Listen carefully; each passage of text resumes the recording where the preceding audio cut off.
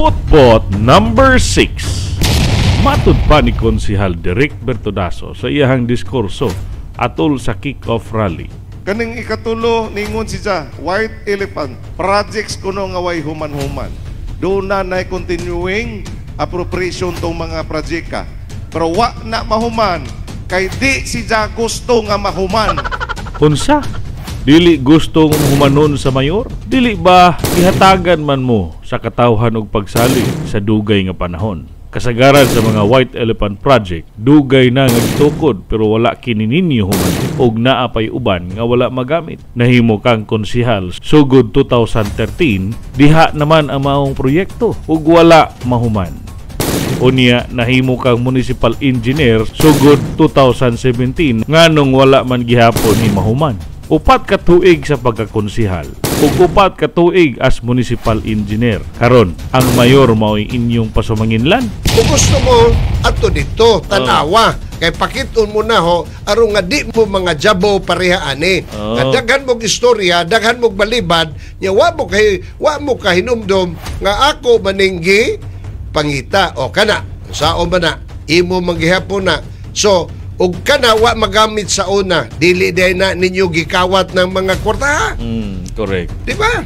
Tanawa mo sign ka mga completion unya mao naman day na aron lang makuha ang final billing o retention o eksakto ka pa nga municipal engineer imo untang tan-aon ni balibad ka kuno sa pagpirma datong akong mga equipments nga barato pero kining imong mga binuhatan karon dili ka maulaw. Pero ngano laging sulod sa 5 ka tuig sa mayor nahuman man ang uban napahimuslan pa. Kinsa kaha ang adunay gitaguan ug adunay personal interest? Ang 8 ka tuig nga nagkabalin-balhin na lang og posisyon o ang 5 ka tuig nga mayor nga sukad sa sinugdanan gitamay ug karon daghan ang nahuman nga mga proyekto. Queens, gitagaan ta og usa ka higayon nga manerbihan ta. Pero og dili ta makahatag sa atong klaro nga serbisyo undang ta. Diba?